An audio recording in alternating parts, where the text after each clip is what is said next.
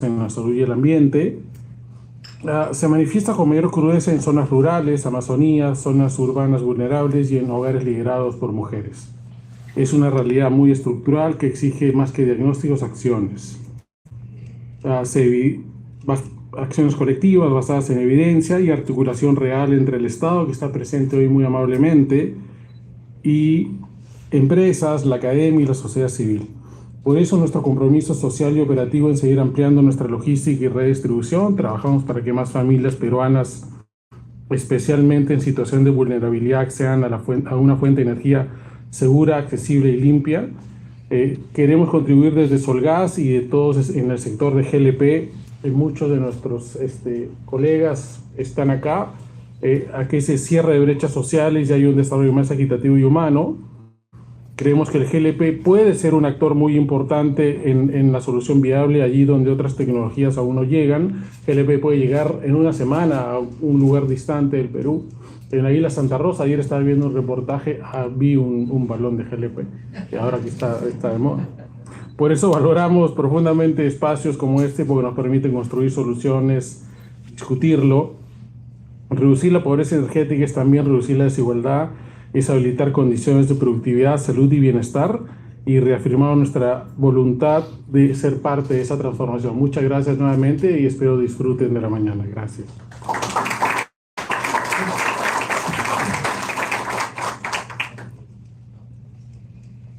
Muchas gracias, Mario.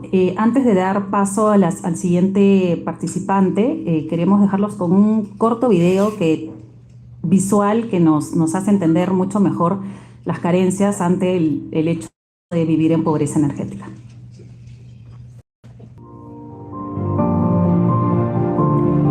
Cada mañana, miles de peruanos encienden una cocina, preparan un desayuno, hierven agua para el café. Parece algo simple, pero no lo es para todos. Porque aún estamos lejos de cumplir el derecho universal de acceso a energía moderna y limpia. En el Perú, al menos 1.700.000 personas viven en pobreza energética. Muchos aún cocinan con leña. Respirar ese humo todos los días enferma, consume tiempo, contamina. Con el GLP podemos cambiar eso. Llega a los hogares más alejados sin grandes infraestructuras, llevando energía limpia, accesible, segura, energía que transforma vidas. Detrás de cada balón hay un enorme esfuerzo de envasado, distribución, compromiso, una cadena que comienza lejos y termina en casa.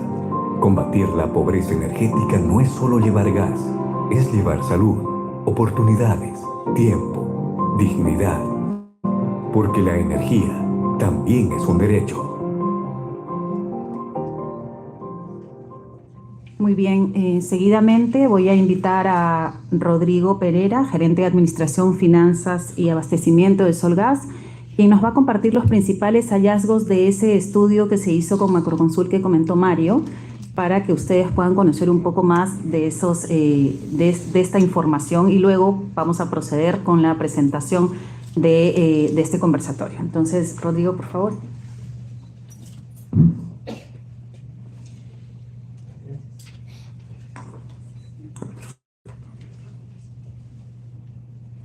Perfecto. ¿Se escucha bien? Sí. Impecable. Bueno, nuevamente bienvenidos todos. Mario ya dio las palabras de bienvenida y para nosotros es un gusto tenerlos a todos acá. De mi parte, voy a tomarme unos 5 o 7 minutos, ojalá no mucho más de eso, para mostrarle algunas de las conclusiones o principales puntos que extraemos de este informe que hizo Macroconsul a pedido de Solgas.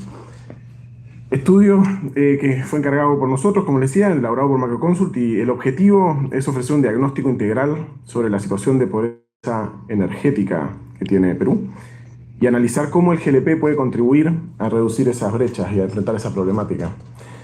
La evidencia recopilada busca visibilizar una realidad muchas veces postergada y aportar insumos técnicos para la formulación de políticas públicas que mejoren el acceso a las fuentes de energía del Perú. Un poquito el índice de lo que vamos a ver, qué es y cómo se mide la pobreza energética, los principales resultados, hablar un poquito del GLP y conclusiones, pero quizás partir por lo primero, ¿no? ¿Y cuál es la definición de pobreza energética? ¿Cómo decimos nosotros qué es la pobreza energética? Según la definición de Osinermin, un hogar está en condiciones de pobreza energética cuando no puede satisfacer de manera adecuada sus necesidades básicas de energía, afectando su bienestar y su calidad de vida. Esta condición no solo está relacionada con la presencia o ausencia de energía, sino con el acceso a fuentes limpias, seguras, continuas y asequibles para actividades fundamentales como cocinar, iluminarse, comunicarse o conservar alimentos. La pobreza energética en el Perú es un fenómeno multifactorial que combina bajos ingresos, falta de acceso a infraestructura energética adecuada, factores culturales y altos costos de energía, entre otros. Su superación requiere de políticas integrales que visibilicen estos factores y que en conjunto podamos abordar. ¿Cómo medimos la pobreza energética? ¿Sí? Y acá en el estudio utilizamos el índice de pobreza energética multidimensional, el MEPI, por las siglas en inglés, que permite una medición más integral de esta problemática, al considerar 5 dimensiones clave, que son las que aparecen en la lámina: la cocción de alimentos, la iluminación en el hogar, la asequibilidad, que tiene que ver con el porcentaje del gasto del hogar destinado a la energía, acceso a electrodomésticos funcionales y acceso a medios para educación, comunicación y entretenimiento. Esta herramienta reconoce que la pobreza energética no es homogénea y que puede manifestarse de distintas formas según el entorno, los ingresos y las condiciones de infraestructura. ¿Qué dimensiones tienen más peso en el MEPI? Cuando se desagregan los resultados del MEPI en cada región, descubrimos que la cocción es una de las variables más importantes para determinar una condición de pobreza energética, y por eso Mario hacía alusión a las cocinas con materia orgánica en el mejor de los casos, ¿no? Pero con combustibles sólidos, digamos. Y esta variable representa más del 65% del índice en las primeras 9 regiones de la lista, que están ahí en la lámina, no se las voy a leer. Muchas de las cuales coinciden con los departamentos con mayores índices de pobreza energética del Perú. Este es el caso de Huancavelica, Purímac, Ayacucho, Cusco y Cajamarca. Otras dimensiones, como la iluminación, no resultan tan representativas, ya que en el Perú el 96% de la población posee acceso a electricidad. Por ello, esta representa una necesidad energética que podemos decir está ya cubierta en su mayoría y es menos relevante para la construcción del MEPI. Sin embargo, sí resulta interesante revisar la variable de asequibilidad, el cual revela la dificultad de muchos hogares para costear fuentes de energía más limpias y eficientes. Este desglose evidencia que las estrategias para combatir la pobreza energética deben priorizar el acceso a tecnologías de cocción modernas y que el costo no sea una barrera. Los principales resultados que encontramos o que muestra el estudio, son una coincidencia clara entre las zonas con mayor uso de combustibles sólidos, como pueden ser la leña, bosta o carbón, y como les decía, eso en el mejor de los casos, porque la realidad es que cuando uno sale a campo, sale a visitar el terreno, la gente quema lo que encuentra, en el mejor de los casos de este tipo de combustibles, pero desde suelas de zapatos, plásticos, basura, entre otros, ¿no? Pero como les decía, la coincidencia es clara entre esas zonas de mayor uso de combustibles sólidos y aquellas con mayores niveles de pobreza energética según el MEPI. Y esto valida el uso de esos combustibles como un indicador proxy para identificar las brechas energéticas profundas en el país. Departamentos, como mencioné antes, Huancavelica, Ayacucho, Apurímac, Cusco, Cajamarca o Puno, representan más del 60% de los hogares que cocinan con leña. En estas zonas, más del 50% de los hogares se encuentran en pobreza energética multidimensional, afectando salud, bienestar y oportunidades de desarrollo. En las zonas rurales se caracterizan por un alto nivel de consumo de estos combustibles sólidos. La pobreza energética es predominantemente rural. En las zonas rurales, el uso de estos combustibles para cocinar supera el 70%. Mientras que en las zonas urbanas es inferior al 20%. Esta brecha refleja la exclusión energética estructural que enfrentan las comunidades que están más alejadas en el país. La sierra y la selva rural son las zonas que presentan mayores índices de consumo de recursos sólidos. Estos son sectores caracterizados por una baja accesibilidad geográfica, bajo poder adquisitivo, baja densidad poblacional y una alta vulnerabilidad en general. A pesar de algunas mejoras en acceso a la electricidad, las diferencias en el tipo de combustible utilizado entre regiones no han disminuido significativamente en los últimos años. Y esto evidencia que la pobreza energética no solo es un fenómeno persistente, sino que también resiste al crecimiento económico si es que no se interviene con políticas específicas.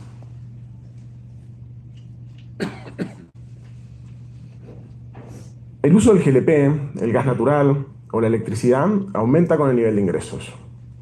El estudio muestra una clara relación entre niveles socioeconómicos y tipo de energía utilizada. Los hogares de mayores ingresos tienden a usar GLP, hasta como un 50% de su demanda residencial, mientras que los de menores ingresos recurren principalmente a la leña o a estos combustibles sólidos. Y se observa que el GLP, como recurso transversal para la población de ingresos medios y altos, sigue siendo el recurso de energía limpia con más próxima asequibilidad. Solo a partir de cierto umbral de ingresos, los hogares disminuyen su uso de GLP en favor del gas natural o de la electricidad. Los hogares con ingresos bajos, al no poder costear una cocina moderna, se ven obligados a seguir utilizando estos combustibles tóxicos.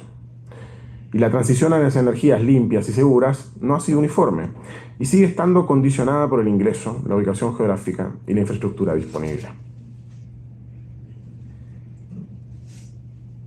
Cuando la energía falta, la desigualdad social crece, y eso lo vemos reflejado en que cocinar con leña, con bosta o con otros combustibles sólidos es un riesgo silencioso para la salud. En el 2020 hubo aproximadamente 3,2 millones de muertes por esta contaminación, de las cuales 237.000 fueron niños menores de 5 años. Estos datos son de la WLGA, de un estudio del 2024. Además, una fracción de esta contaminación se filtra al exterior, contaminando el aire de áreas rurales, de pueblos, y perjudicando el desarrollo de la actividad económica y la salud de las personas. Aterrizado hasta Perú, el 46% de la población sufre los efectos nocivos de la leña y de otros combustibles tradicionales, lo que representa un riesgo significativo para la salud, el desarrollo y el bienestar para los peruanos. En este contexto, el GLP es una alternativa energética limpia y saludable que contribuye a mejorar la calidad de vida de las personas y a proteger también el medio ambiente. Según el INEI en el 2017, y hablábamos recién de que próximamente vamos a poder decir según el censo de este año, si Dios quiere, en 3, 4, 5, 6 meses, pero según el último que tenemos disponible, que es el del 2017, los hogares que usan leña, carbón y otros residuos sólidos tienen una mayor probabilidad de que sus integrantes sufran problemas de salud, como disnea, asma, cataratas y cáncer de pulmón, entre otros. Y esto especialmente en mujeres y niños, debido a su contacto constante con las cocinas durante la preparación de alimentos.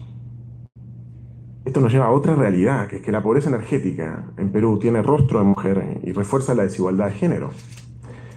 En muchos países, las mujeres dedican aproximadamente 1 hora y media de su día a la recolección de leña seca, recorriendo largas distancias, y otras hasta 4 horas diarias en la cocina.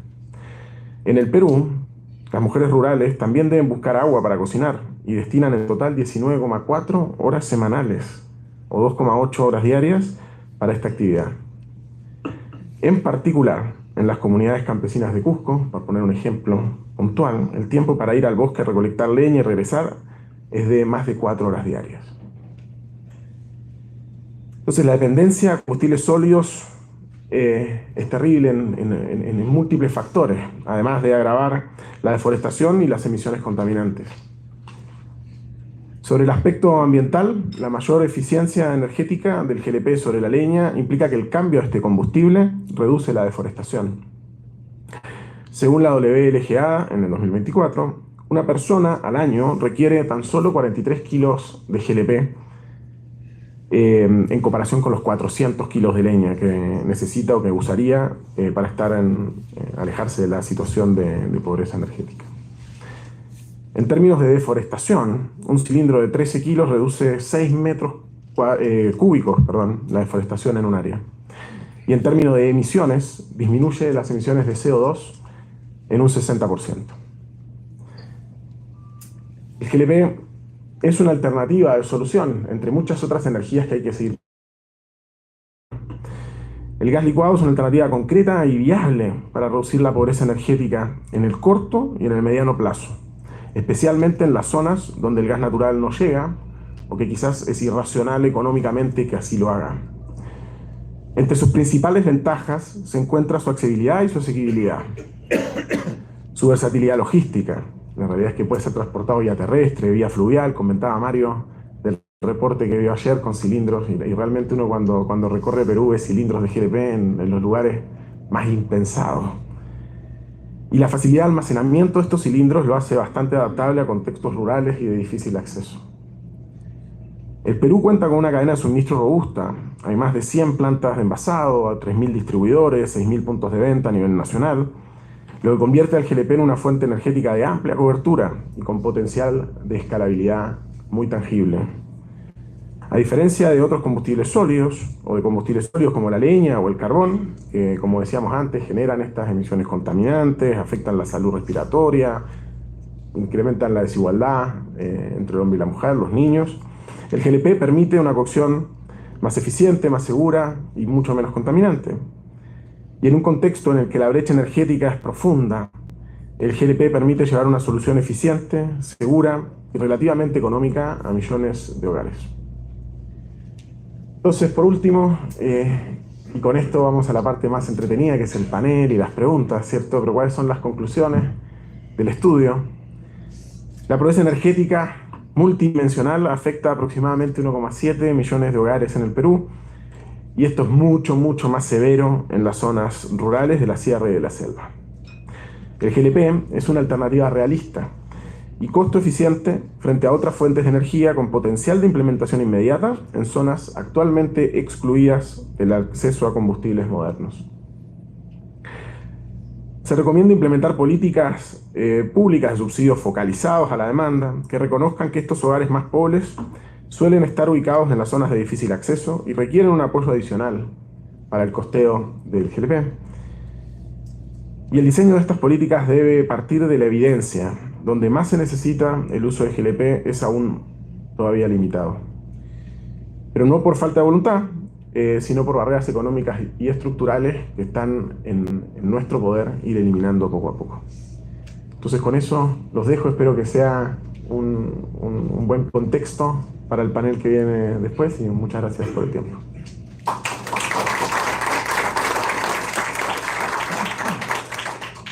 Muchas gracias, Rodrigo. Interesante en todos los hallazgos de este estudio que ha presentado Rodrigo, ¿no? Ahora, yo quiero hacer una invitación corta, y esto tiene que ver con el FISE, ¿no? Fondo de Inclusión Social Energético, programa de gobierno que busca justamente promover el acceso a energías limpias y asequibles para hogares vulnerables a través del descuento del vale de gas GLP. Entonces, quiero invitar al doctor Francisco Torres Madrid, director ejecutivo del FISE, que nos acompaña esta mañana con unas breves palabras. Adelante, por favor.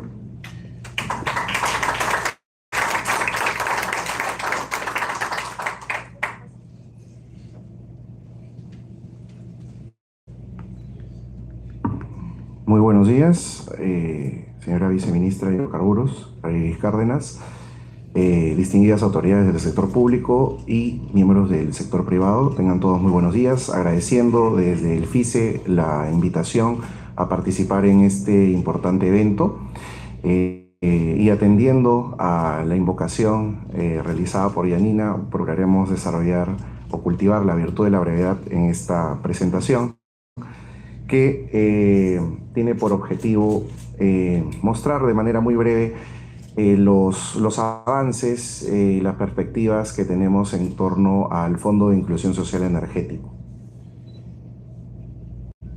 De manera muy breve, y probablemente todos ya conozcan que es el FISE, el Fondo de Inclusión Social Energético, que busca la ampliación de la frontera energética a través de distintos mecanismos, ¿no? El acceso a la energía, que involucra la obtención de distintos recursos energéticos, como es el caso del GLP, el gas natural y la electricidad, por supuesto.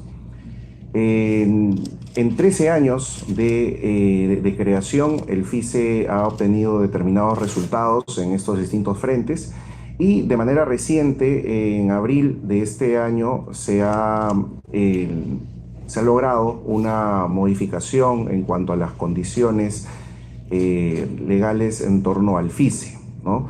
Que le brinda, digamos, una cierta autonomía con la expectativa de lograr mejores resultados, ¿no?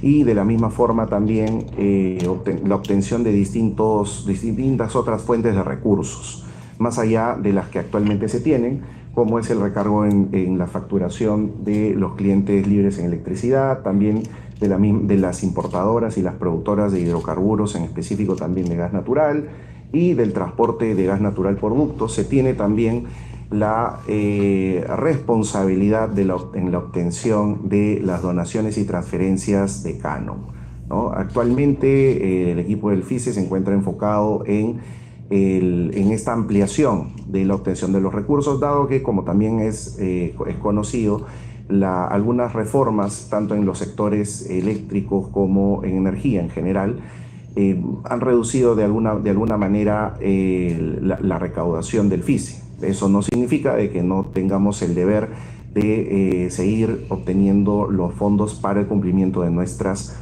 actividades.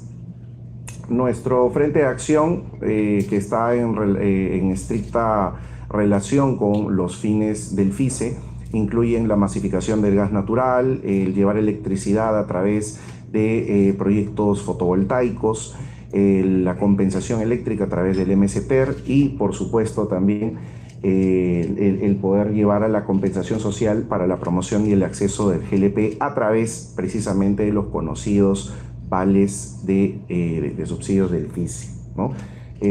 Tanto a áreas rurales como también de manera urbana.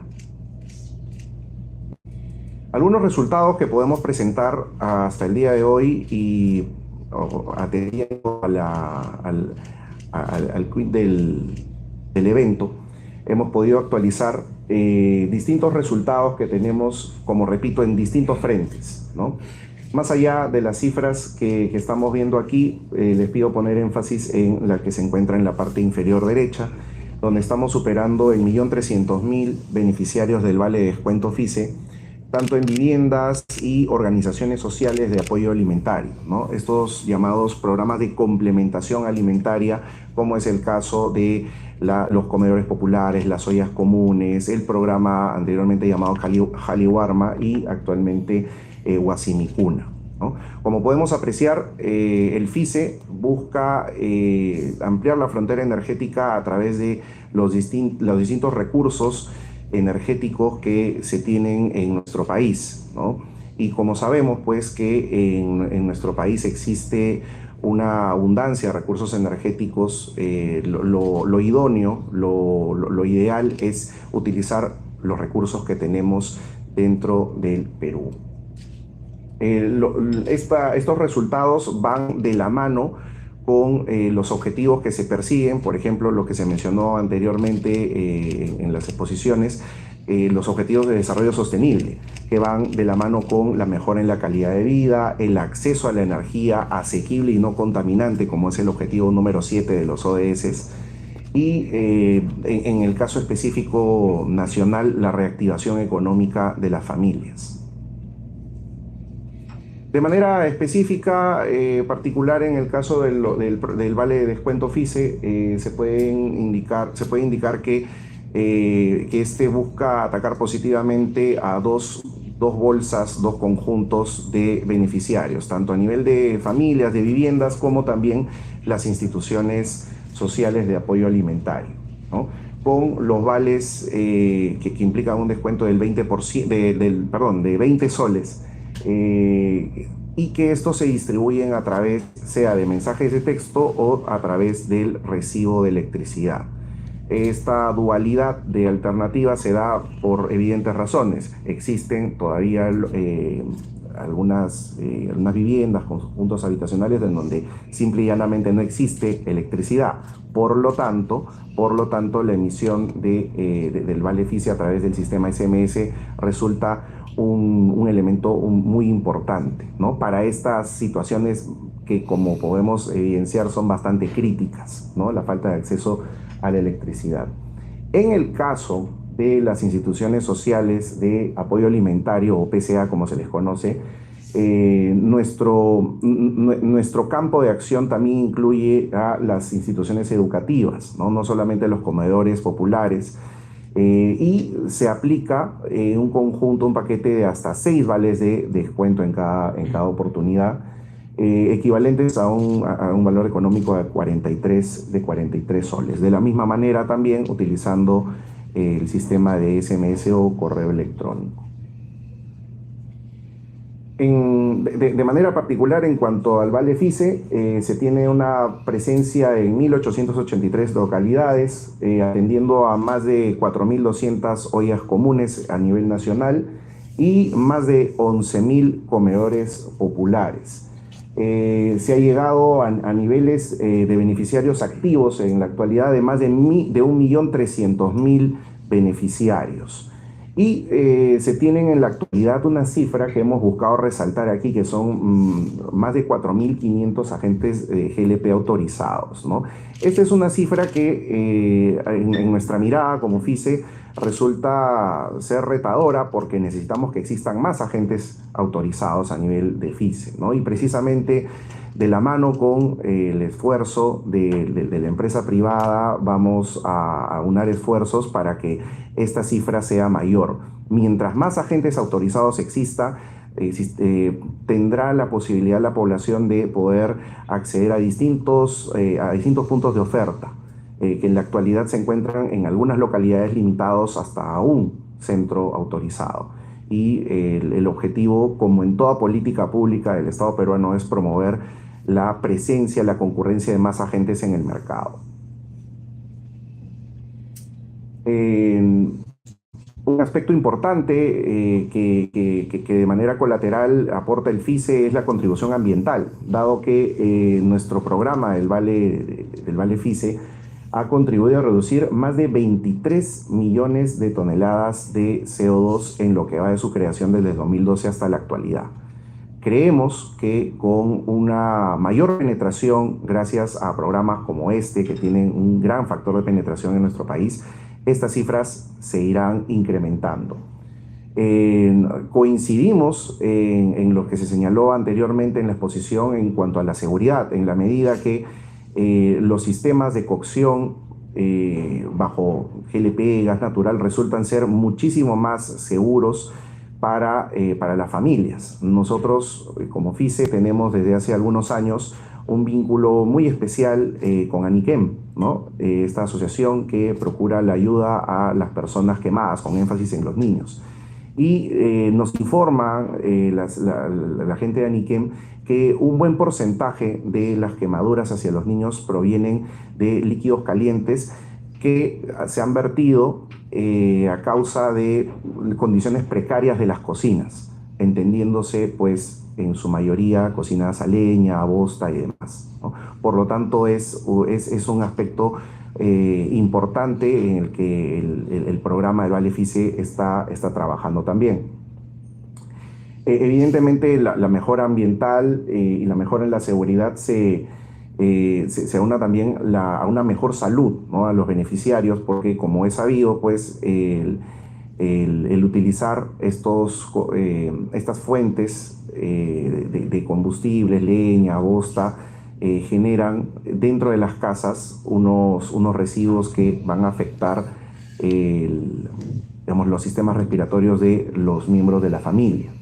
Y naturalmente, pues el recojo, el reciclaje de estos residuos sólidos que, como se señaló anteriormente, la gente por necesidad busca quemar distintos tipos de bienes, ¿no?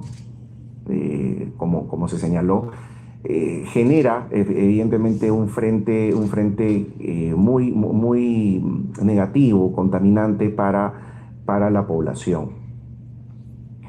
Y si bien es cierto, durante este tiempo el FICE ha obtenido distintos galardones por el desarrollo de estos proyectos, en específico estos son los recibidos por el Vale de Descuento FICE, no nos podemos quedar en esto, no nos podemos quedar atrás, y de esta manera nosotros buscaremos no solamente lograr un reconocimiento de este tipo, sino también lo que es más importante, ¿no? Reducir la pobreza energética al mínimo irreductible. Espero haber cumplido con el tiempo otorgado y les agradecemos la oportunidad. Gracias.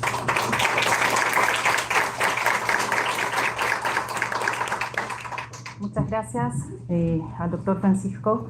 Ahora vamos a invitar a nuestros panelistas a unos segunditos que vamos a organizar aquí la técnica. Nuestros panelistas del día de hoy son Diana González, congresista de la República, a quien invitamos a pasar adelante, por favor. Nos acompaña también Fabricio Duarte, director ejecutivo de la Asociación Iberoamericana de Gas Licuado de Petróleo. Bienvenido, Francisco. Nos acompaña también en este panel Carlos Barreda, viceministro de Políticas y Evaluación Social del MIDIS. Bienvenido, adelante, por favor. Y nos acompaña también en este panel Javier Perla, gerente de Servicios Sostenibles de la SGS. Bienvenidos a los panelistas y adelante, por favor.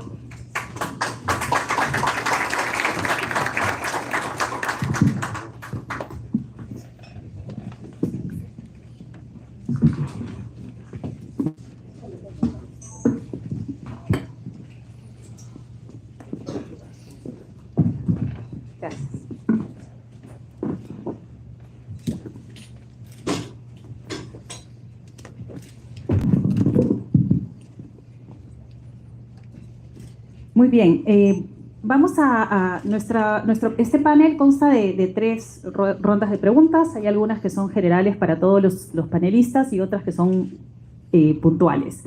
En aras de, tenemos aquí uno de nuestros panelistas tiene que tomar un vuelo, así que si me permite el resto del panel, voy a comenzar con la pregunta específica para Javier, ¿no? Que está relacionado con el tema climático, y luego paso a las preguntas del resto. Javier, en el contexto de los Objetivos del Desarrollo Sostenible, ¿cómo puede el sector empresarial, a través de prácticas de sostenibilidad, contribuir activamente a la reducción de pobreza energética y promoción de energías limpias en el Perú? Dale, muchas gracias. ¿Sí? ¿Me escuchan? Sí. Lo primero que quiero hacer es pedirle disculpas, porque en la vida uno tiene que tomar decisiones. Hace 6 semanas me invitaron a este espacio y dije, encantado. Pero hace 2 semanas me pusieron un viaje a Ecuador. Entonces, mi avión sale a las 12. Y tengo un taxi acá esperado en la puerta. Y mi mamá siempre dice, el tiempo de Dios es perfecto. El tiempo de Dios alcanza para todo. Así que espero llegar. Cuando llegue al avión te mando un WhatsApp. Lo primero que quiero decir es que me parece súper interesante lo que decía Mario de cómo tomar decisiones en base a evidencia. Levanten la mano acá los que trabajan en empresas privadas. Un montón. Todos los programas de sostenibilidad que están haciendo, que están ejecutando y que no cuentan con evidencia, párenlos. Llevo 20 años trabajando en esto y veo empresas haciendo cosas súper interesantes que salen muy bien en la foto, pero no son en marco de evidencia. Entonces, si ustedes trabajan en una empresa privada y están haciendo algo que creen que se va a poder ver súper bacán en la revista o en el periódico, pero no tiene evidencia, tienen que detenerse. Entonces, yo creo que lo primero que quiero resaltar acá es la relevancia de hacer investigación, de tener KPI, de tener data sólida, que también es discutible, ¿no? Y justamente este espacio es bien valioso, nos ayuda un montón. Ahí me encontré ahora en la mañana con alguien del Programa de Naciones Unidas para el Desarrollo que contaba que han hecho un estudio similar en Colombia. Es una oportunidad súper interesante para ver qué ha hecho el PNUD en Colombia, qué se puede mejorar. Cuando haces estos estudios, una de las cosas que me parece interesante es que te das cuenta que se hacen aproximaciones, supuestos, eso se apunta y se busca cómo cerrar las brechas. Para conectar con la pregunta que me haces, ¿qué puede hacer el sector privado? Yo creo que lo primero que tiene que hacer el sector privado es conectar con estas otras personas que no están en esta sala. Ayer me pasó una cosa bien interesante. Anteayer en la mañana levanten la mano los que son RH negativos. Ahí está mi tribu. Somos alienígenas, ¿no? Anteayer en la mañana me llamó una señora diciendo que su hijito de 1 mes, que es RH negativo, tiene un problema terrible y necesita sangre. Entonces ayer, feriado, me fui a la clínica TESA a donar. Y yo creo que los que tenemos RH negativo, que es una sangre rara, ¿no? Cada vez que alguien nos llama, y un bebito pues de 1 mes, yo tengo un bebé de un año y 2 meses, entonces cada vez que alguien nos llama, sentimos esa necesidad. No hay una reunión de trabajo más importante que eso. Vamos a ir a ayudar. Entonces, creo que lo que las empresas privadas tienen que hacer es conectar con ese sentimiento, ¿no? La limitación de energía, ¿no? O sea, en nuestras casas se va la energía 1 hora y ya estamos locazos. Se va el internet, ¿no les ha pasado en sus oficinas? Se va el internet o se cuela el WhatsApp y la gente está... ¿Se imaginan un grupo de personas que trabajan, que viven sin energía? ¿No? Yo tuve la suerte de vivir 2 años trabajando en un proyecto, de hecho, de Naciones Unidas en una comunidad shipiba en el Ucayali. No había gas. O sea, una señora me dijo, ¿cómo funciona esto? Y me enseñó una revista con un gas. ¿Cómo funciona eso? Entonces, creo que el rol del sector privado es entender esas otras personas, que además son un montón y que son nuestros compatriotas. Entonces, creo que el sector privado lo que tiene que hacer acá es entender claramente, y para eso hay que caminar. Me gusta cuando contabas que has visto lugares donde, o sea, no solamente usan leña, que contribuye a la deforestación, que es un problema ambiental. La mitad de las emisiones de gases de efecto invernadero del Perú vienen del cambio de uso del suelo, de la deforestación. Si no usan bosta, caca, ¿no? Usan suelas de zapatos. He visto cortar llantas para tener pedazos de llantas y están ahí todos mirando, los niños, las mamás están cocinando mientras cargan a los bebés. No sé si alguien ha tenido la oportunidad de estar en esta situación, ahí oliendo, ves el techo de la casita y pones tu dedo y está negro. Entonces, no, o sea, yo creo que nosotros, los que estamos acá, sin duda somos recontra privilegiados. La pregunta que tenemos que hacer es, ¿qué vamos a hacer con ese privilegio? ¿No? ¿Cómo realmente cambiamos las condiciones? Entonces, ahí las empresas tienen que hacer estudios, basarse en evidencia y buscar la forma de hacer lo que las empresas hacen muy bien: negocios. Las empresas tienen que hacer negocios, pero en la línea de hacer negocios tienen que preocuparse de resolver problemas sociales y ambientales. Creo que es una muy buena oportunidad de estudiar esto, profundizar y ver cómo la empresa, ¿no? Cómo se puede transportar el gas, cómo puede reducir esa brecha que tiene que ver, como lo mencionaban, con accidentes en niños quemados, ¿cierto? ¿Por qué? Porque está la fogata ahí, ¿no? O sea, miren la cantidad de problemas conectados con esto. Eso. Gracias, Javier. Y pasaría a esta pregunta que es para todos los panelistas. Desde una perspectiva de sostenibilidad y cambio climático, ¿cuáles son los impactos ambientales más significativos de la pobreza energética? ¿Cómo impacta el ambiente, calidad de aire y calidad de vida? ¿Y qué consecuencias nos trae? Si podemos avanzar con el viceministro Carlos, por favor. Sí, muy buenos días. ¿Se escucha bien? Gracias por la invitación y gracias también por la concurrencia de diferentes actores importantes. Recordemos, como se ha hecho en la exposición, que la pobreza energética es cuando convergen 3 condiciones simultáneamente. Por un lado, bajos ingresos; por otro lado, alta facturación del servicio; y por otro lado, lo que es la estructura del domicilio. Entonces, teniendo estos 3, tenemos la pobreza energética. ¿Qué ocurre de convergencia solo de 2 de estas variables? Puede ser asequibilidad, como se dijo, no hay capacidad adquisitiva. Podemos también tener los tipos de consumo de energía. Se ha mencionado que no solamente es para cocción, también es para calefacción, también es para uso de electrodomésticos. Se mencionó también internet, se mencionó también usos de entretenimiento. Pero el tercer componente es el de la infraestructura. ¿Qué pasa si son poblaciones, localidades, centros, poblaciones comunitarias en las que no hay redes de acceso, no hay servicio eléctrico, no hay servicio de comunicaciones, no hay servicio de educación ni servicio de salud? Entonces, de lo que estamos hablando es que sí necesitamos tener una identificación plena de esto. Lo que se maneja hasta ahora en el Instituto Nacional de Energía e Informática, tenemos solamente pobreza monetaria. Pobreza monetaria solamente es capacidad adquisitiva de un hogar por medio de 4 personas. No es suficiente. Lo que se viene trabajando es el índice de pobreza multisectorial. Y esto sí visibiliza todas las carencias simultáneas que tenemos. Perú es un país bastante diverso, tiene 48 lenguas originarias, 44 de las que son amazónicas, tiene 1.892 distritos, de los cuales 84 son fronterizos, y en la estadística que nos compartieron FICE todavía no llega al 100%, y de lo que es prestación de servicio eléctrico todavía no llegamos al 100%. Aquí tenemos unos conceptos claves que necesitamos que nos queden claros a todos.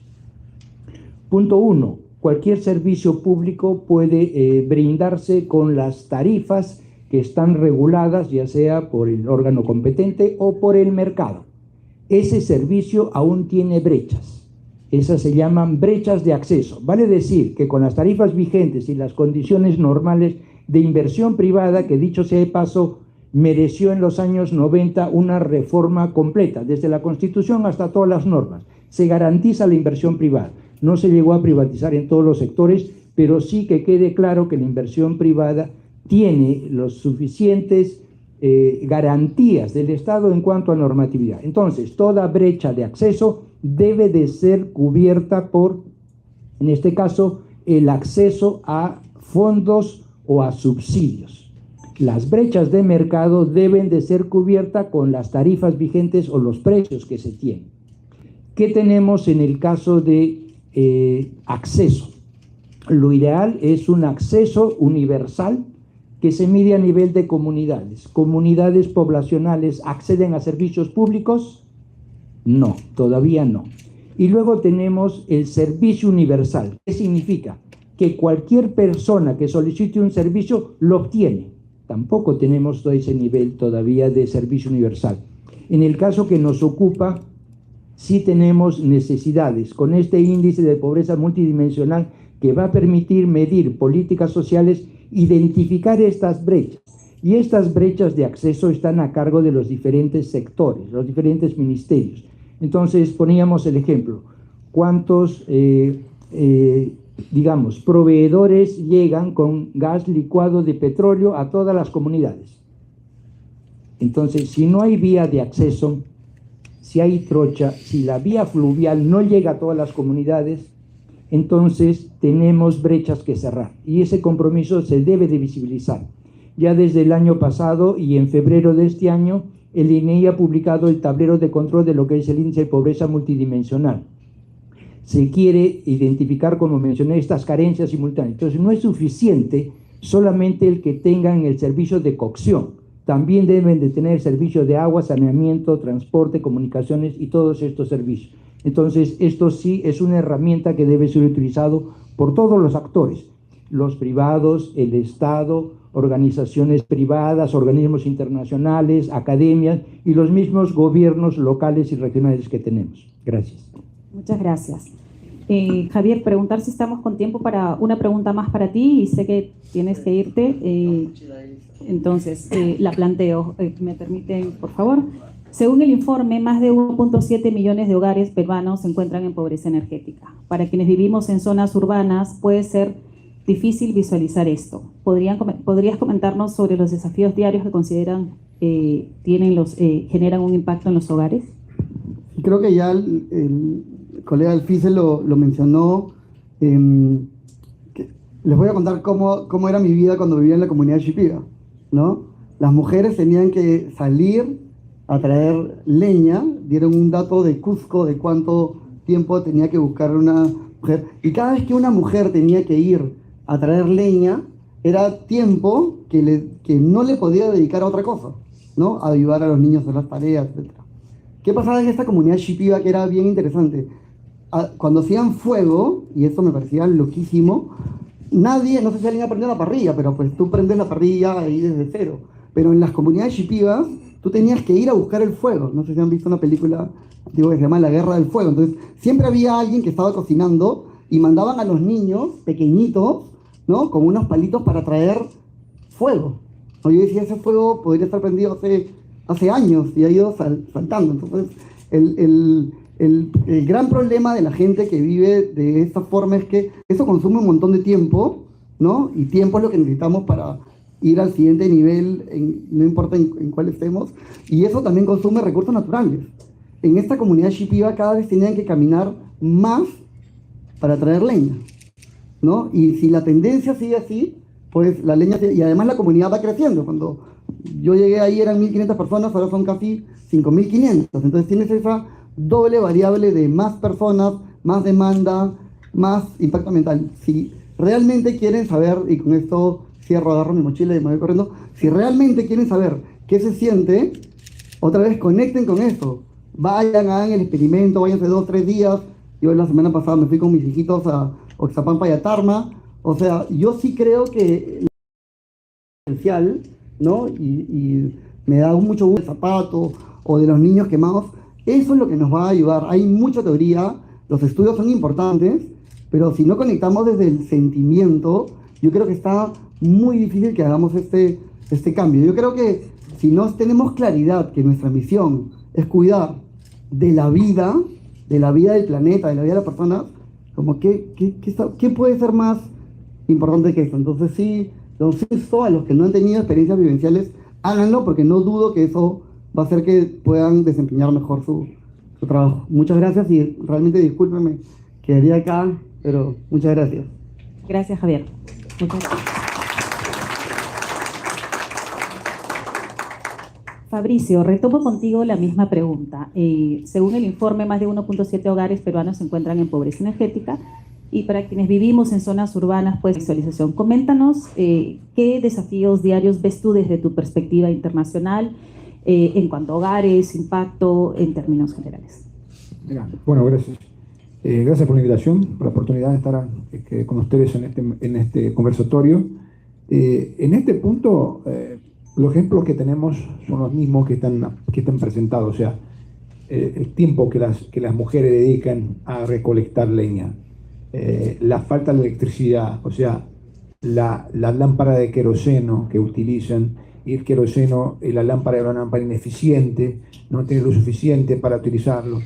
El queroseno es contaminante, o sea, genera más humos contaminantes en los hogares, y aparte es caro en muchos países, lo que representa en lugares de África, por ejemplo en África subsahariana, estamos hablando del 30% de la renta mensual de una familia está dedicada a la compra de queroseno, por ejemplo.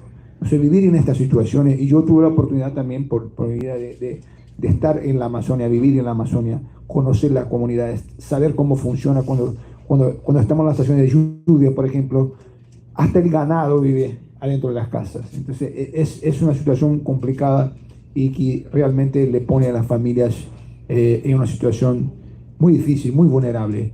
Pero me gustaría utilizar la intervención del viceministro para traer un punto muy interesante, porque me gusta mucho la manera que puso el viceministro de la manera como la pobreza multidimensional. Porque las soluciones de desarrollo sostenible, mucho se comenta que buscando la electrificación. Esto es un tema que para nosotros latinoamericanos y africanos no funciona. Nosotros necesitamos una canasta, y por los ejemplos que pusiste, hay lugares que no se llega. Y la única oportunidad que llegar es el GLP. Claro, el futuro puede ser que desarrollemos otras tecnologías y que los paneles solares sean eficientes, la energía sea eficiente, pero hoy lo que existe es que el GLP es una manera de llegar a estas comunidades más vulnerables y remotas para apoyarlos con calefacción, con cocción y con generación de energía, porque es muy estable cuando comparamos con diésel. Entonces, esta canasta de energéticos es muy importante para nosotros en Latinoamérica, para que los gobiernos lo tengan claro, que las soluciones no son unidimensionales, es decir, multidimensionales. Es una canasta. Entonces no busquen, que no se busque solamente la fuente de eléctrica, o sea, electrificación de todo. Bueno, que tenemos gas natural, tenemos GLP, tenemos la electrificación, o sea, hay puntos. Entonces, me gustó mucho la intervención, porque es una manera buena, una manera positiva de ver cómo la transición, cómo el desarrollo sostenible puede traer para nuestros países en Latinoamérica, y esta se pueda replicar en varios países, porque tenemos los mismos problemas en Brasil, en el Ecuador, en Colombia, en Chile, en México, Guatemala, o sea, toda América Central. Es una realidad muy latinoamericana. Entonces es muy importante esta visión multidimensional para el problema. Muchas gracias, Fabricio. Diana, Desde tu punto de vista, si nos puedes complementar también con esta pregunta, por favor. Buen día a todos, gracias por la invitación. Y sí, definitivamente me gustaría ir por esa línea. Bien dicen que en gestión pública a veces no hay que ser muy creativos, sino realmente revisar lo que ya viene funcionando en la región, adaptarlo a nuestra realidad y poder aplicarlo, y aquello que no, para no repetir los mismos errores. Yo creo que, y desde el Congreso de la República, si nosotros revisamos los temas en energía y minas, con el respeto que merece la materia, no soy especialista, he estado en esta comisión desde el inicio, desde el año 2021, he visto lo difícil que ha sido aprobar, por ejemplo, la ley de la masificación del gas natural, y espero que esa misma postergación en la agenda no se repita con el GLP, que ya hay un proyecto aprobado en el Pleno del Congreso para que pueda ser sometido a consideración de todos los señores congresistas. Creo que es importante ser realistas. Ciertamente la masificación del gas natural es una arista importante en el desarrollo de nuestro país, pero no va a llegar a todos los rincones del Perú. Sobre todo considerando que yo vengo del sector privado y me parece lo más natural que todas las empresas buscan su rentabilidad, porque de otra manera no va a seguir existiendo la empresa privada, y por el lado del Estado pues también tenemos que reconocer que el Estado por sí solo no va a poder lograr el cierre de esas brechas, sino reconocer en el sector privado un aliado estratégico para el cierre de estas brechas. Entonces, si no vamos a tener empresa privada en los rincones del país con la masificación del gas natural, porque me parece nuevamente lo más natural que se necesiten estos usuarios ancla que finalmente garanticen una demanda, y lo carísimo que es también el tendido de conexiones, podamos llevar GLP a esos rincones. Yo he estado en reuniones con la vice también, porque creo que es oportuno evaluar los criterios, las barreras que impiden a peruanos pobres y de pobreza extrema poder acceder a un vale, por ejemplo, el hecho del piso, y lo conversábamos, y creo que tuvimos las puertas abiertas en ese sentido para que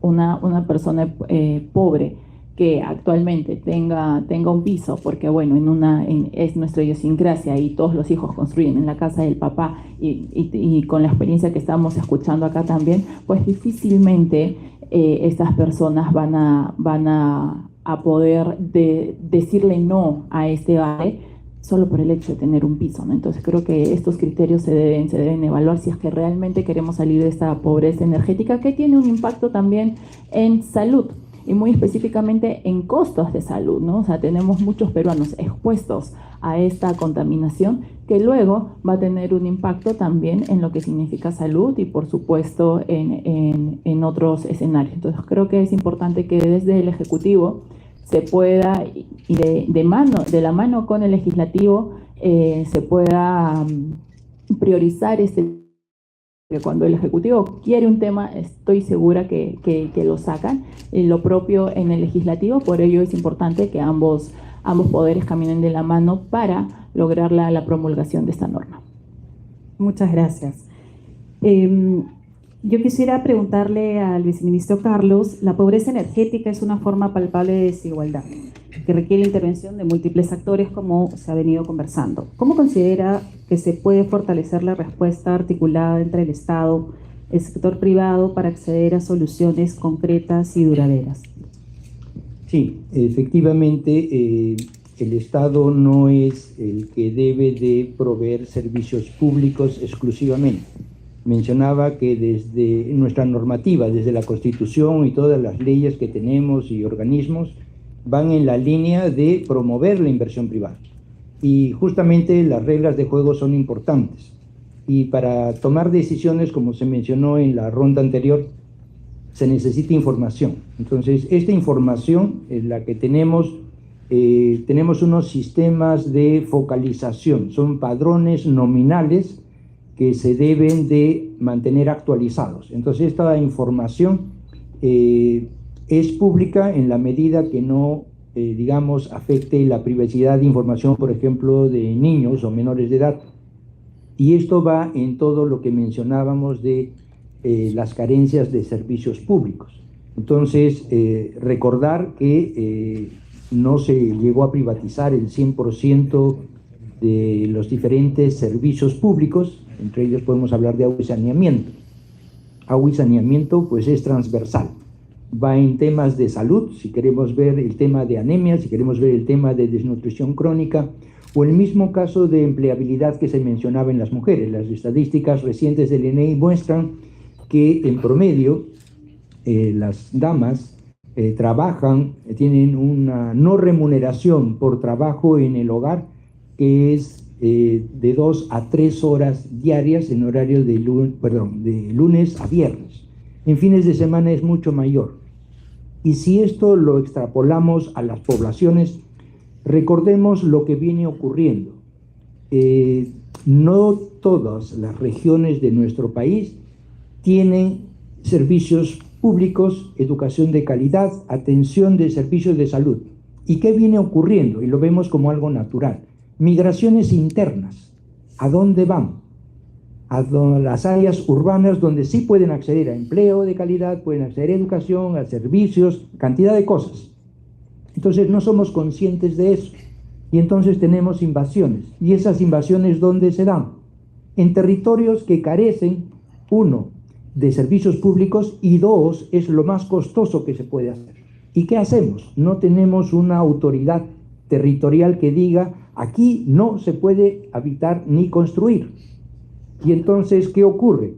Que si a eso le añaden pues las migraciones internacionales y los riesgos que pudiera haber con países fronterizos, estamos teniendo demandas, pero que no tienen la planificación, que no están consideradas y que en el extremo, volviendo al tema de las damas, y entonces, si tenemos políticas, si tenemos garantías para inversión privada, debemos de ser consecuentes con lograr resultados. No se trata de decir, tengo un plan al bicentenario, no lo cumplí, ok, hagamos la visión al 2050. No, tiene que rendirse cuentas, tiene que aplicarse transparencia, tiene que hacer esta consulta pública, en audiencias públicas, con todos los interesados. Entonces, esas son mejores prácticas y sí tenemos oportunidades de mejora. Oportunidades de mejora inclusive en lo que es el FICE. ¿Por qué? Porque siempre hay aprendizajes, hay problemas en programas sociales, se mencionó, de filtración. Llega a quienes no necesitan ese apoyo. Y problemas de subcobertura, no se llega a las poblaciones que sí requieren eso. Entonces, se mencionó evidencias, existen mediciones, los estudios que han compartido y buenas prácticas internacionales. No hay que descubrir la pólvora, simplemente ser consistente con lo que queremos. Y si queremos entrar a OCDE, por ejemplo, debemos de cumplir los principios. Gracias. Muchas gracias. Fabricio, con tu experiencia internacional en la industria del GLP, ¿podrías compartir casos de éxito de países donde el GLP ha jugado un rol exitoso en la reducción de pobreza energética, especialmente en zonas rurales o de difícil acceso? Gracias. Claro. El caso más exitoso, que es el benchmark mundial, es en India. India hoy tiene el programa que es el estándar de lo que consideramos el programa de combate a la pobreza energética. Empezado en 2016, hasta hoy ya ha sacado 90 millones de familias de la pobreza energética. El número es, claro, estamos hablando de la población de India, 1 millón de personas, estamos hablando, es mucha gente, pero igual el número es impresionante. Y el éxito del programa, desde su principio, lo hicieron en etapas. Y la primera fue conseguir que esta población tuviera el hardware, o sea, la cocina, las mangueras, porque no existía esta posibilidad. Y después el gran avance fue la comunicación. El éxito del programa es la comunicación, porque nosotros podemos, como gobierno, como industria, como privados, decirle a la gente, bueno, paren de utilizar la leña, es mala para su salud, pero para ellos si no entienden, no tienen la conciencia que es malo para la salud y que le estoy matando a mis hijos, le estoy matando a mi señora, no lo van a hacer. Por más que le regalamos el cilindro de gas, la cocina, pero para él tiene una parte cultural, tiene una parte que le gusta más la comida con leña, o sea, y no estamos hablando de leña, estamos hablando de basura. Son pedazos de madera con plástico, con contaminantes. Entonces, este fue el éxito del programa fue la concientización, la comunicación. Hicieron una comunicación muy fuerte, buscaron los líderes de comunidades, convenceron a los líderes de comunidades y de ahí pasaron a las familias. O sea, fueron al campo, buscaron los líderes e hicieron esta comunicación. Este es el programa más exitoso de pobreza energética que tenemos en el mundo. Tiene la parte cómo hacerlo, porque si pasamos un vale, si pasamos plata, no tenemos la seguridad que se va directamente al GLP. Para hacerlo, la conciencia con la parte económica.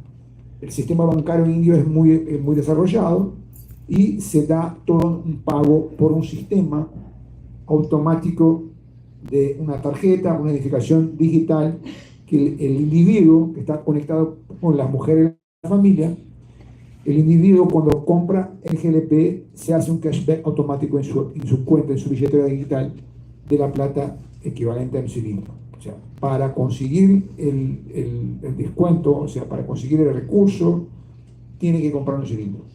Esto se saca un poco del tema de fraudes y de utilización equivocada del programa. O sea, la comunicación y la digitalización de la operación económica son los éxitos del programa. Y hoy Brasil lo está haciendo un programa nuevo, justamente basado en la digitalización de la compra del cilindro, porque hoy el programa es plata para la familia que no va a garantizar. Pues, si tiene hambre va a comprar comida, no va a comprar GDP, para nada. Entonces queremos garantizar que la concienciación y que el recurso efectivamente sea utilizado para combatir la pobreza energética y para comprar GDP. Muchas gracias. Diana, desde su labor en el Congreso, ¿nos podrías recordar cuáles son esos proyectos de ley que se han venido impulsando para intentar resolver esta problemática de pobreza energética, por favor? Sí, en la ronda anterior les comentaba sobre uno de ellos, programa Cocina GLP Perú, que fue aprobado en la Comisión de Energía y Minas en marzo, con lo cual ya está expedito para que sea sometido a consideración del Pleno del Congreso de la República. Yo personalmente debo comentarles que fui en abstención en este proyecto porque formulé 2 preguntas que no fueron resueltas y aquí estoy para comentárselo. De hecho, también con este ámbar se garantiza un debate mucho más amplio en el Pleno.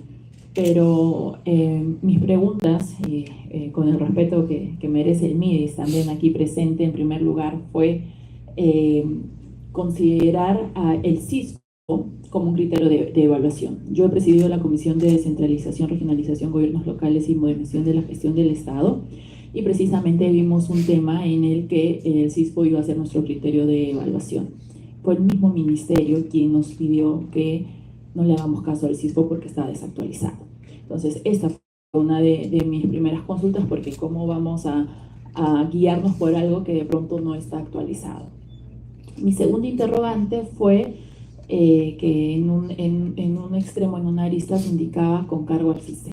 El FICE actualmente tiene el cargo de la masificación del gas, nuevos suministros energéticos en frontera, vales FICE para colegios y comedores populares, la compensación a empresas distribuidoras eléctricas. ¿Cuánto más va a soportar el FICE?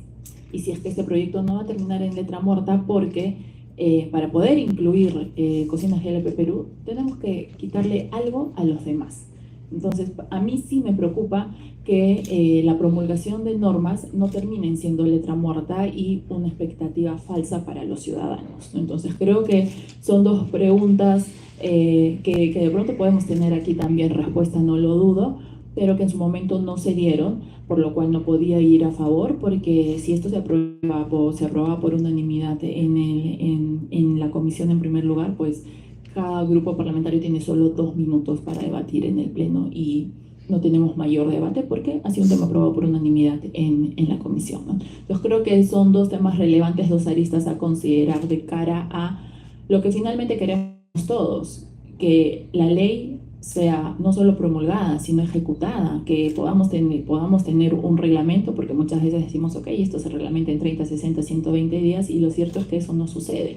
Entonces, creo que es importante responder dudas sobre el CISCO, cuánto más va a resistir este FICE, a quién le vamos a quitar para que pueda entrar este programa, o cómo vamos a redistribuir los recursos que existen ahí, quiénes van a ser los afectados, porque si entra uno nuevo, lógicamente alguien va a ser afectado, y nuevamente que esta ley no caiga en letra muerta.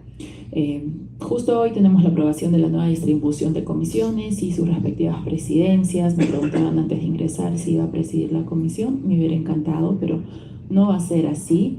Y personalmente creo que esta comisión tiene dos temas muy importantes. Creo que es también necesario recalcar que hay que señalar esas prioridades, porque cuando todo es prioritario, todo pierde esa prioridad al mismo tiempo. Se viene el tema de la ley MAPE, y yo personalmente, cuando estaba intentando postular a la presidencia de la comisión, pues en un plan de trabajo señalaba como dos aristas importantes a dictaminar en este último periodo anual de sesiones: la ley MAPE y, por supuesto, lo referente al GLP en el país.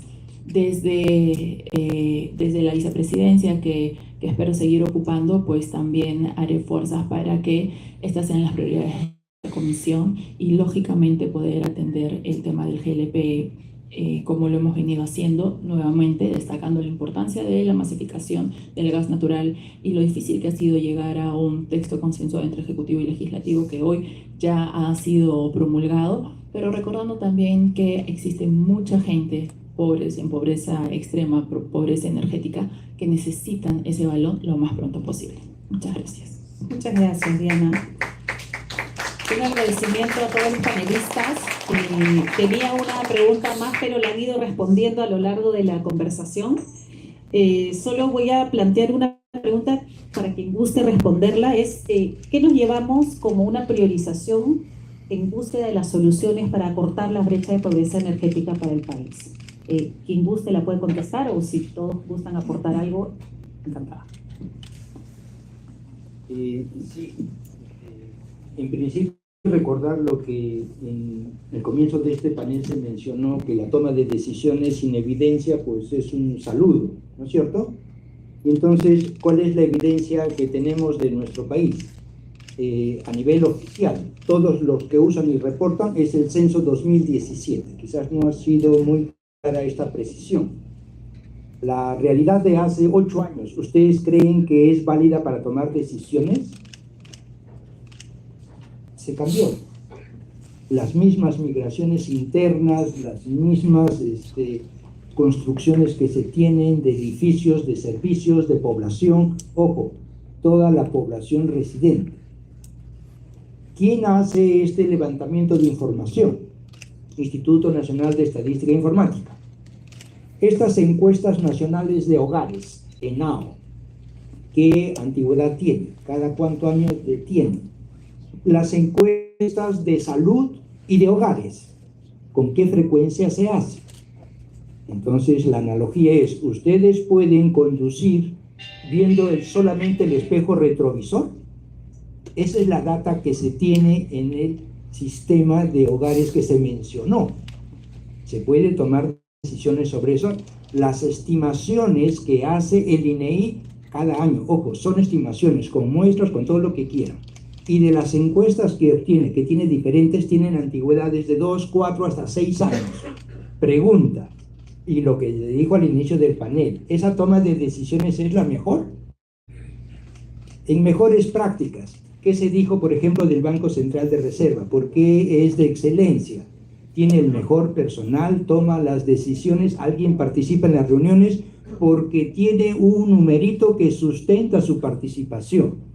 Y si al final les llega un dato para sus reportes de inflación de más de 100 páginas, paran todo y usan la última data que les llegó. Pregunta, ¿en el país tenemos esa práctica? ¿En el país tenemos la tecnocracia que se mantiene o es rotativa? Se capacita, se da y todo y luego se desaparece. Específicamente en el sistema de información focalizado, está a cargo de una oficina encargada que es autónoma, que depende del MIDIS como adscrita. ¿Y qué información tiene? De lo que se llama las unidades locales de empadronamiento. Estas ULE, ¿de quién dependen? De cada distrito. Tenemos distritos de 4.000 habitantes, de 3.000, de 5.000, 6.000. Pregunta, por más capacitación que se dé, ¿tienen los servicios suficientes? ¿Tienen acceso a internet? ¿Tienen computadora? ¿Saben de digitalización?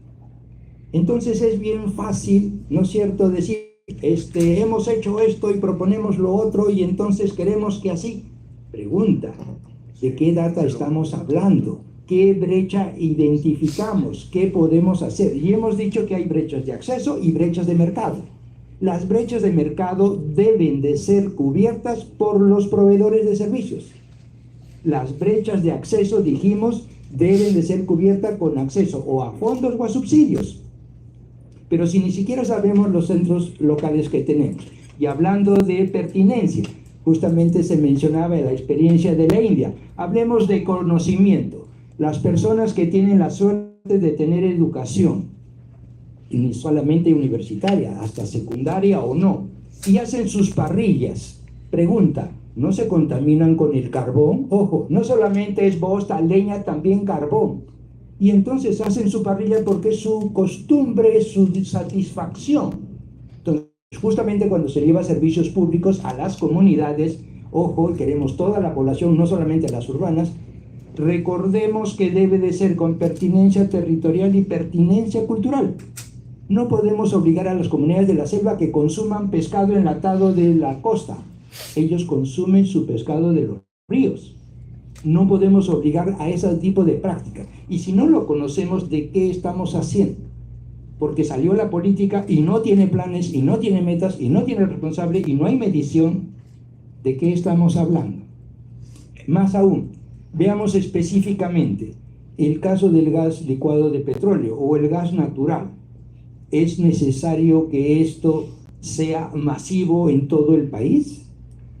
¿Tenemos vías de acceso? ¿Cuáles son los precios? Lo que dijimos, ¿hay capacidad e infraestructura en los hogares para todos los servicios?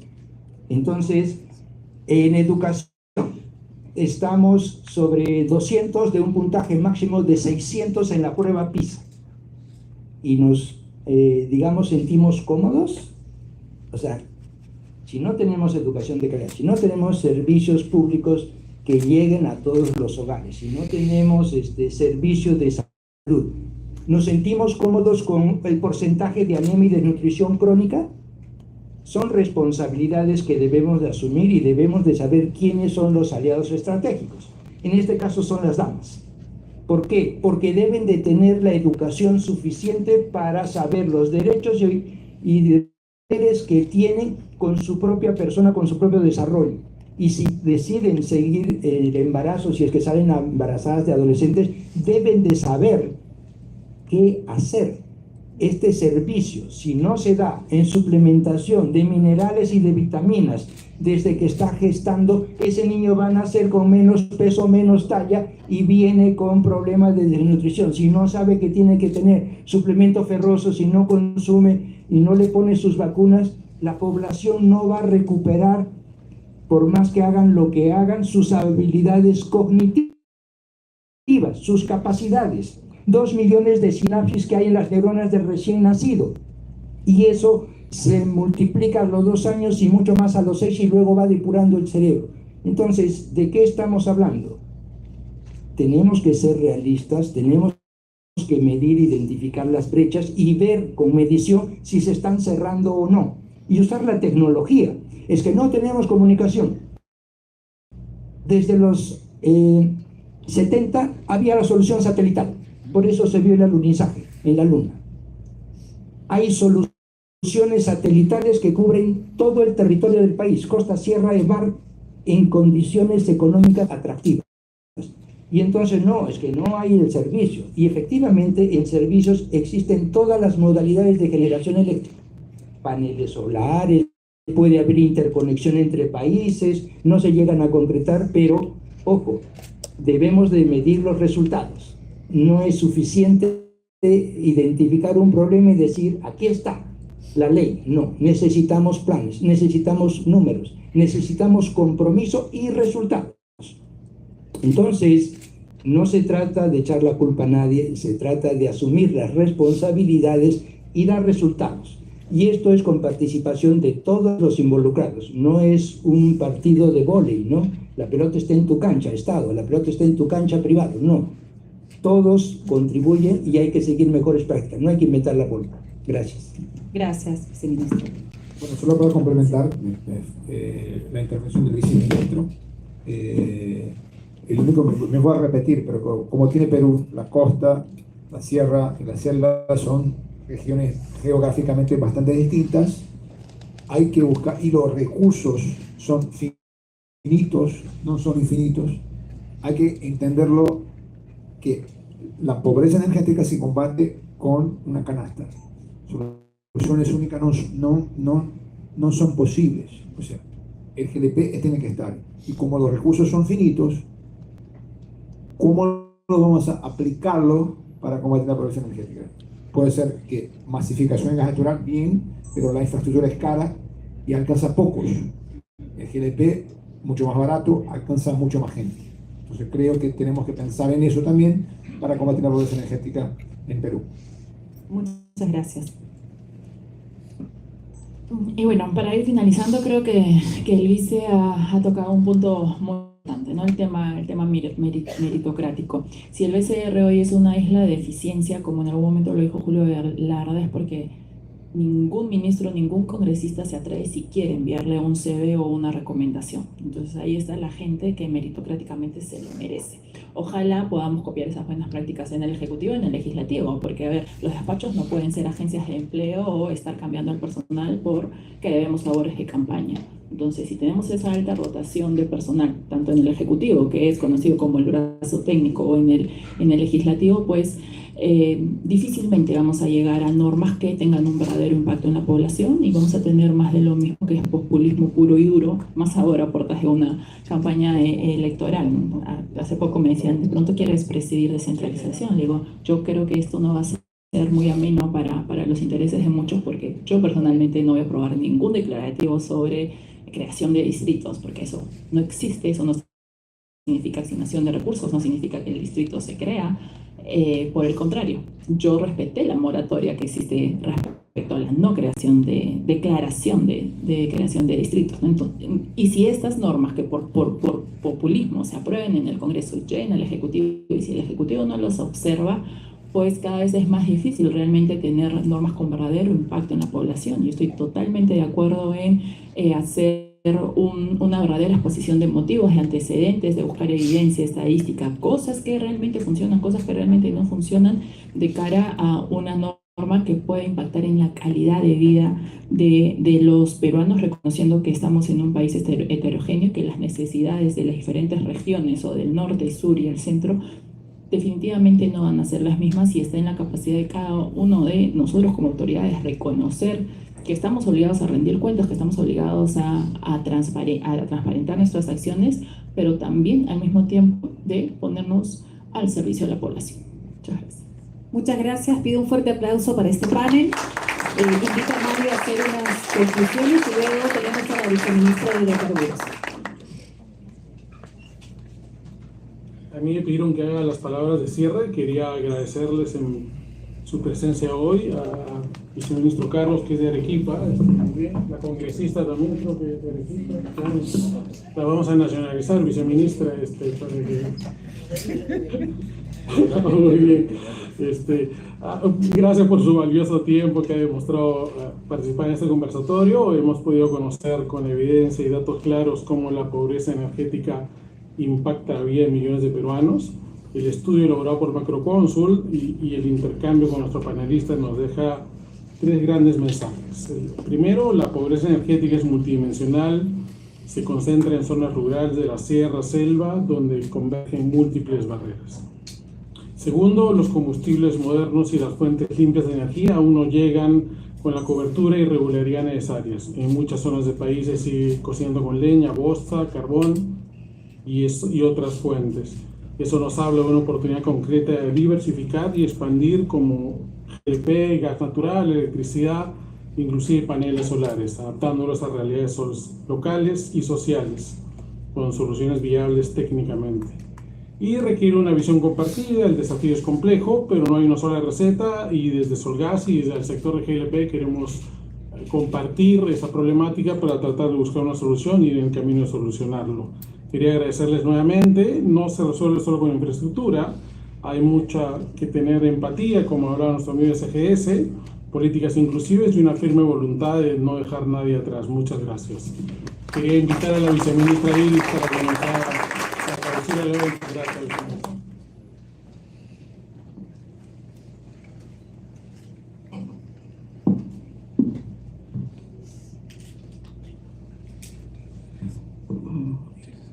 Primeramente quiero agradecer al gerente general de Solgas, Mario Matú, por esta invitación. Saludar a todos los presentes, empresarios, autoridades del Ejecutivo, del Legislativo, consultores y en general todo el público. Quiero felicitar a todos por sus intervenciones, a Solgas por organizar este evento. Siempre es bueno estos conversatorios porque nos sirven de reflexión para sobre todo los decisores y ejecutores de política. Algo muy importante el día de hoy que ha quedado claro es que la falta del acceso de suministro de energía hace que no se satisfagan necesidades. Necesidades como calentamiento de agua, cocción, iluminación, aire acondicionado, calefacción, fuerza motriz y otros. La fuerza motriz también es importante porque se ha señalado acá que las causas se pueden tipificar en tres de esta falta de acceso a la energía. Uno es el nivel de ingreso económico, el otro es los precios de la energía y el tema de la vivienda eficiente. Esto puede generar impactos, sí, se ha señalado también impactos en la salud, aislamiento social y consecuencias también en la equidad de género, como ya lo he mencionado. El Ministerio, por ello, en su política energética que planteó el año 2010 al 2040, uno de sus objetivos que señala es el acceso universal a la energía. Y en los lineamientos de política que se planteó para ese objetivo, se indicaba justamente diseñar los mecanismos necesarios para que el 100% de la población tenga ese acceso. Y en casos particulares teníamos que hacer un subsidio para ello, porque los precios no iban a permitirlo. Por otro lado, se elaboró un plan de acceso universal a la energía. Este plan de acceso universal al 2027 promueve que en todo el ámbito energético se vea justamente el acceso universal con eficiencia, con recursos con que cuenta el país, con tecnologías eficientes y toda una cultura de aprendizaje para todos. Como bien señala el viceministro, los planes tienen que tener hitos, tenemos que tener una fuente de información y algo que elabora el Ministerio y que debemos seguir promoviendo es el Balance Nacional de Energía Útil. Es un balance que cuando estaba de secretaria técnica de energía vi la conclusión de que debíamos de hacerlo cada 5 años. Era muy importante porque se va al detalle del uso de cada una de las fuentes y esto nos va a permitir sobre todo ver cómo se sustituye por usos. Y sí, yo también reafirmo, tiene que ser una canasta. Las fuentes de energía se complementan y yo siempre he contado, ¿no? En caso de cuando en el ministerio estaba Cocina Perú, el PNUD hizo un estudio y determinó que, por ejemplo, se complementaban todas las fuentes para el uso de la cocción, porque el ama de casa tenía su fogoncito, pero con una cocina eficiente de leña. Tenía su hervidor eléctrico, tenía su cocina GLP, pero eso le permitía, quizás el fogoncito lo usaban para actividades así de ceremonia o alguna fiesta de varias personas, pero cuando el niño se enfermaba tenían que poner el hervidor de agua, o cuando había que hacer otra actividad rápida, el GLP. Por eso creo que todos se complementan y no hay excepción. Tenemos que hacerlo, por eso, de esa manera viable. Se vio también que era necesario, como dije, subsidiar, compensar. Se creó en el 2012 el Fondo de Inclusión Social Energético. Pero todo en el marco de nuestra política energética, porque sin política no podemos avanzar y marcar hitos. Y este Fondo de Compensación Social ha ido avanzando, ¿no? En función también a los nuevos recursos que tenemos, la infraestructura, y ha ido compensando aquellas poblaciones. Ahorita en el Perú hay más de 2,4 millones de hogares que cuentan con gas natural y el FICE ha podido contribuir para el financiamiento de la cometida y las instalaciones, que ahora dijo nuestro director ejecutivo Francisco, son 1.600.000 que han ellos financiado. Son en unos casos también que devuelven porque es como un fondo, en otros casos no. Y también ahí este programa FICE también compensa la tarifa eléctrica, también hace las instalaciones de las acometidas de algunos hogares vulnerables, y el tema también de que compensa el vale FICE. Este vale FICE está dirigido justamente a los hogares vulnerables. Y sí, congresista, hemos cambiado los criterios. Ya para la convención no se considera el piso de tierra, ¿no? Que siempre se exigía que, bueno, si la casa tiene un piso que no es de concreto, entonces se les da el vale FICE. Eso ya lo hemos descartado. Porque sabemos que el MIDIS también está haciendo programas donde están mejorando los hogares rurales. El tema de la vivienda es importante, por eso debemos coordinar entre los sectores, porque las casas deben ser eficientes, ¿no? Con una construcción de materiales que permitan mitigar el tema del clima, ¿no? Yo he visto las casitas eficientes que creo que debemos de promoverlas en conjunto. Los hidrocarburos siguen siendo importantes, lo he manifestado siempre. Los hidrocarburos representan el 75% de nuestra producción de energía en general.